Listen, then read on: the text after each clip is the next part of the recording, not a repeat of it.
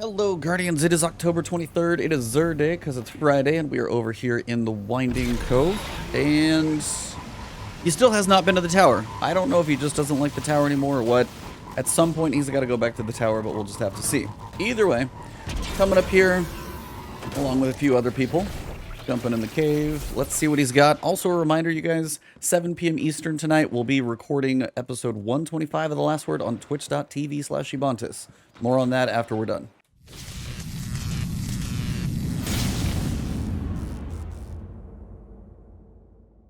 Alright, so of course your exotic engram, if you guys are still looking for a decent random roll on a piece of armor, if you have everything, if you're missing anything, this can help complete your collection.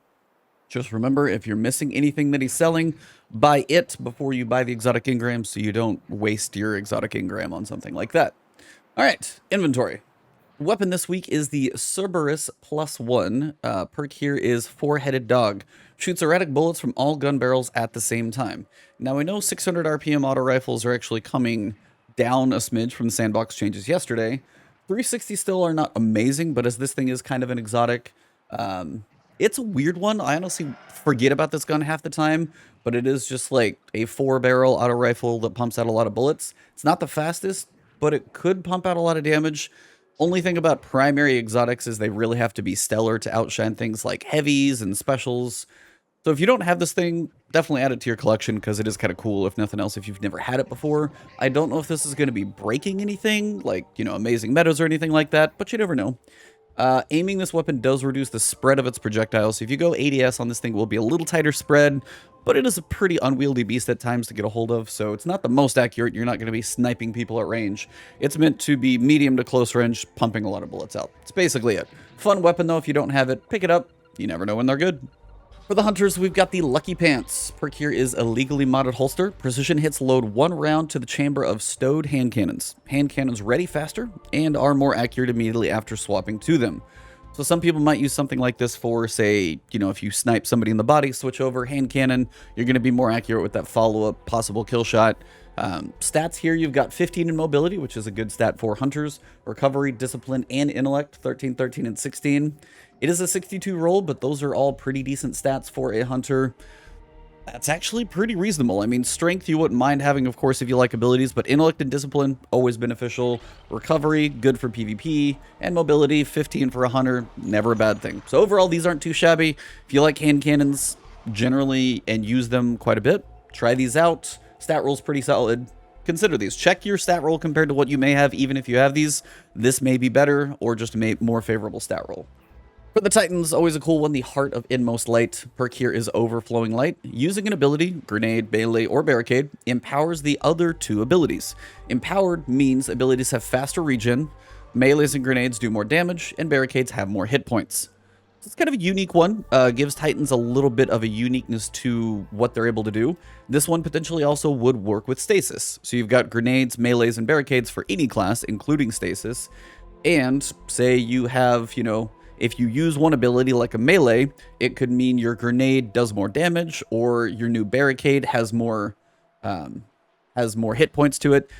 All of those things could be possible, or if you put up the barricade, your melees and your grenades could be more powerful. So if you enjoy stasis, this honestly could be a nice, unique one to use with it to get a little more boost out of all your abilities all the time. And it's got a 64 stat roll, 10 in mobility, 14 in resilience. Not a bad place to have that for your Titan. 9 on recovery, wish it was 10, but you know, beggars can't be choosers. 13 discipline, 9 intellect, 9 strength. Pretty well rounded overall. I could give up a little mobility to boost a couple other sets, but a 64 stat roll and a pretty good general use exotic might be fun to use with stasis. Get a little boost here and there, you never know. But overall, compare it to your current stat roll. If it's better, pick this one up. Finally, of course, we've got the controversial, I say controversial for story beats and speculation that it caused, Felwinter's Helm for the Warlocks. Perk here is Warlord's End. Arc, Solar, and Void melee kills, does specifically have to be a kill, create a burst of energy that weakens nearby enemies. Finishers and kills against more powerful enemies increase the radius of the burst and the length of the weakening effect. So, just to clarify what that means, if you get a finisher and a kill against a more powerful enemy, take a regular red bar knight, you know, then like a orange bar, which is going to be like a major, or if you somehow kill a boss or potentially a champion, the radius of the burst and the length of the weakening effect will be longer the stronger the enemy you kill is. I don't know how many enemies that are really powerful that I'm going to go melee, but still even the little ones though, the weakening effect and all that stuff that it does, it kind of almost staggers them as well, can be beneficial. Now, the stat roll of 61 isn't overall that high, but you got 15 in recovery, which is like your Warlock primary stat. You've also got 15 in intellect, which is good. Now, you are looking with melee kills. This is where I would love to see that mobility 10. Almost all of it, if it was down in the strength category, we'd be looking at a better stat roll. Still, recovery and intellect are both good to have on a warlock. If you just have a collections version or something that just has a trash roll, this is still pretty well rounded. So if you are missing Felwinters or don't love your roll, check this one out. It might fill that gap that you're looking for. And that does wrap it up for Xur. As I said, we will be live tonight, 7 p.m. Eastern, for the last word. We've got two guests, both returning, have been on the podcast before. Wilhelm Scream, just a cool Destiny creator, and also Teasing Teddy. He's got like max Grimoire score, kind of a cool guy in the industry. Overall, lots to discuss between the story, sandbox, and adept trials weapons. So join us tonight, 7 p.m. Eastern, on twitch.tv/Ebontis.